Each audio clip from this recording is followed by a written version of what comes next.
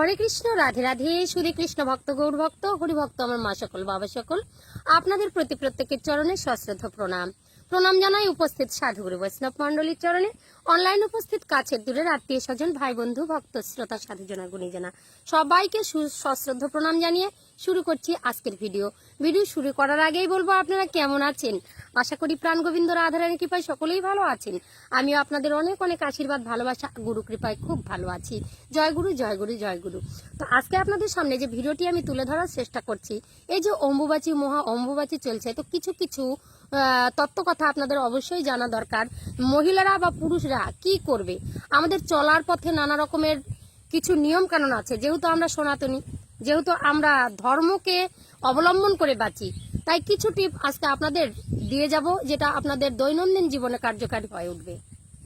তো বাবা, আমরা স্বামী স্ত্রী নিয়ে আজকে কথা বলবো। যেসব ঘরে সুখ শান্তি নেই, কেন নেই, এটা কেন হয়? কত রকমের ফোন আসে, দিদি ভাই সংসার করতে হয়তো পারবো না, বা কোনো স্ত্রী তার স্বামীকে ডিভোর্স দিয়ে চলে গেছে, কোনো স্ত্রীকে স্বামী ভুলে গেছে, বা তার চোখের সামনেই পরক্রিয়া করছে, কিছু করার থাকে না, অসহায় হয়ে কত মেয়ে মানুষের কান্না আমাকে শুনতে হয়, ফোন করে। তো অনেক কষ্টের পরে তারা ফোন নাম্বার পেয়েছে, আমি ফোন নাম্বার দিয়েছি, অনেককেই আমি পরামর্শ দিয়ে থাকি কি করতে হবে না করতে হবে। কিছু কাজও আমি করে দিই স্বামী স্ত্রীর মধ্যে তাদের মেলবন্ধনের জন্য। তো আপনারা দেখতে পাচ্ছেন স্ক্রিনে দেওয়া নাম্বার, যদি কোনো কষ্ট হয়ে থাকে অবশ্যই ফোন কলে কথা বলে নিয়ে সেই জায়গাগুলো ঠিক করে নিতে পারেন। তো আমরা আজকে আলোচনা করব সংসারে কেন এরকম মানে অশান্তি বা আর্থিক অবনতি বা সংসার টেকে না।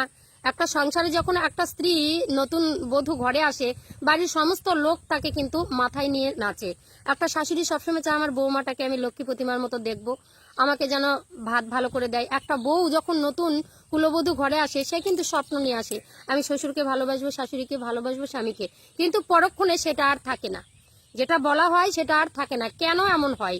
কিছু সংসারে কুদৃষ্টি বা কোনো পুরুষের অনিয়মে বা কিছু নারীর অনিয়মে কিন্তু এই কাজগুলো হয়ে থাকে।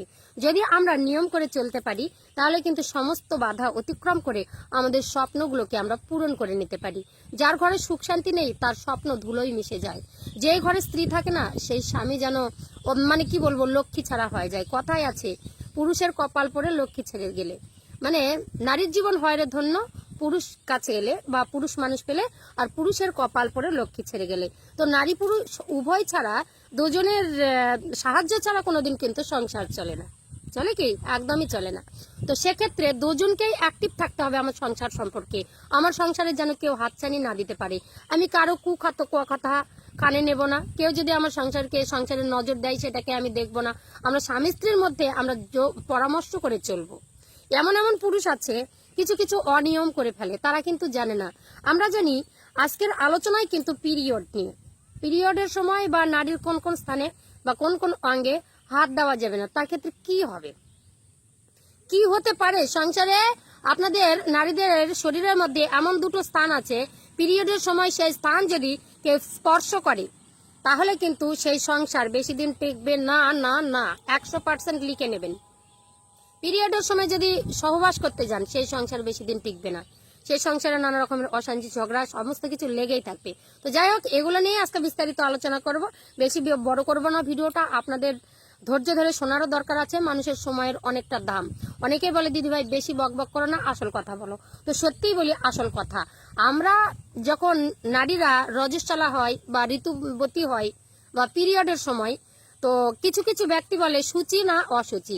আমরা আধ্যাত্মিক দিয়ে যদি বিচার করতে যাই, তাহলে আমরা শ্রবণ করেছি ধরাসতীর কাহিনী। ধরাসতীতে কি বলা হয়েছিল, ভগবান শ্রীকৃষ্ণ নারদমণি সন্ন্যাসীর বেশ ধরে যখন ভোজনে বসেছিলেন, তো কি করেছিল, ধরাসতী স্তন বিক্রি করে দিয়ে, স্তন কেটে দোকানিকে দিয়ে কিছু খরিদ করে নিয়ে এসেছিল আনাজ সবজি। সেগুলো রান্না করে যখন অতিথি সেবা দিতে যায়, পর্ণ মানে পাতা দিয়ে তার বুকটাকে বন্ধন দিয়ে রেখেছিল, যেন এক ফোঁটা রক্ত মাটিতে না পড়ে। তাই তো। তো মর্মান্তিক ঘটনা এগুলো কিন্তু ভক্তচরিত অনেক আছে, আমরা শ্রবণ করলে মন প্রাণ কেঁপে উঠবে। তো কি করেছিল, পর্ণ পাতাগুলো নিয়ে এসে বুকটা এমন করে বেঁধেছিল, সেই বন্ধন যেন না খুলে যায়, রক্ত ভিজা ভেসে চলে যাচ্ছে, কিন্তু অতিথি সেবা দেবে। তো অতিথি সেবা দিতে গিয়ে যে না হেলেছে বাবা, টপ করে এক ফোঁটা রক্ত কিন্তু মৃত্তিকাতে পড়ে যায়। আর নারদমণি সেটা দর্শন করেছিল, ভগবান শ্রীকৃষ্ণকে বলেছিল ছি ছি ছি ছি, আমি এর হাতে সেবা করব না। বলে কেন? ইনি অশুচি। কেন? ওই যে দেখো ভগবান, দেখো প্রভু কি পড়লো, দেখছে রক্ত, দুজনেই চমকে উঠেছে, থরথর করে কাঁপছে ধরাসতি। কি হলো? এত কষ্ট করে নিয়ে এসেছি, একটু সেবা যদি করতেন। কেন করবেন না? একটু সেবা করুন। ভগবান তো সবই কিছু জানছে, কিন্তু জীবকে শিক্ষা দেবার জন্য, নারী জাতিকে শিক্ষা দেবার জন্য, এই সমাজকে শিক্ষা দেবার জন্য কিছু কিছু ধর্ম কথা প্রচলন করে দিয়েছেন ভগবান, কিছু কিছু ইঙ্গিত আমাদেরকে দিয়েছেন, সেটা দেখে আমাদের চলা অবশ্যই কর্তব্য। তো কি হলো? ধরাসতী চমকে গেল, অতিথি সেবা করছে না। তখন ভগবান শ্রীকৃষ্ণ বলেছিল যে যদি নারীর এত বড় সতী তুমি, কিন্তু যদি নারীরা অসুচি হয়, অতিথি সেবা দিতে নেই, সেটা কি তোমার জানা নেই? তাহলে নারীকে ধর্মের দিক থেকে দেখতে গেলে যখন পিরিয়ড হয় সেই সময়কে অসুচি বলা হচ্ছে। এবার যদি তোমরা মনে করো দেহতত্ত্ব বা গুরুতত্ত্ব বা যারা শিক্ষা মন্ত্র নিয়েছে, বলে দেহ হলো আগে ছিল শ্মশানের সময়, গুরু এসে মন্ত্র দিয়ে হলো ফুল বাগান, দেহের ফুল বলা হয়। গুরুর মন্ত্র নিয়ে দেহ পবিত্র হয়ে যায়। যারা গুরুর মন্ত্র নেয়নি তাহলে তারা কি করবে?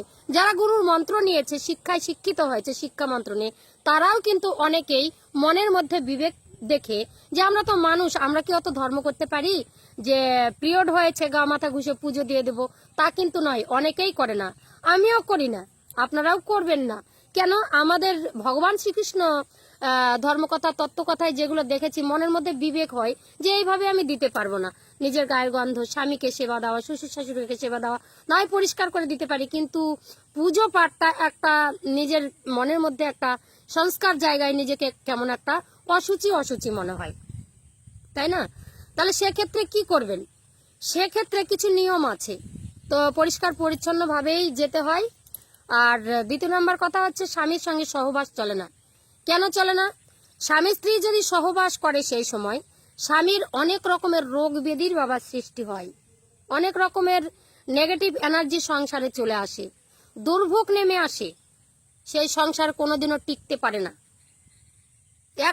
এটা হচ্ছে কি বলবো, ধর্ম বা আধ্যাত্মিকের বিষয়ে আমরা কিন্তু জানতে পারি বা জেনেছি এই কথাগুলো।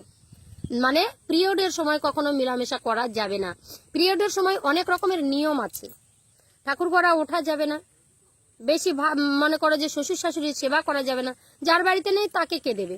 সেক্ষেত্রে আমরা পরিষ্কার পরিচ্ছন্ন হয়ে দিতেই পারি। যাই হোক, অত কথা আমি বলতে যাব না। পিরিয়ডের সময় মহিলাদের দুইটি স্থান যদি স্পর্শ করেন, তাহলে জীবনের মতো পুরুষ জাতি অন্ধকারে পতিত হবে, সংসারের আয় উন্নতি ধীরে ধীরে ক্ষয় হয়ে যাবে, ব্যবসার জায়গাটা নষ্ট হয়ে যাবে, সংসারের নানা রকমের নেগেটিভ এনার্জি ঘোরাঘুরি করবে। আমরা ভাবি কালো জাদু বানাটোনা করেছে, কেউ হয়তো বাড়িতে ঘোরাঘুরি করছে না। নারী হচ্ছে ব্রহ্মময়ী, এই যে নাভি পদ্ম, সেখানে ব্রহ্মময় স্থান, সেই জায়গাটা স্পর্শ করা যাবে না পিরিয়ডের সময় বা অন্য দিনও।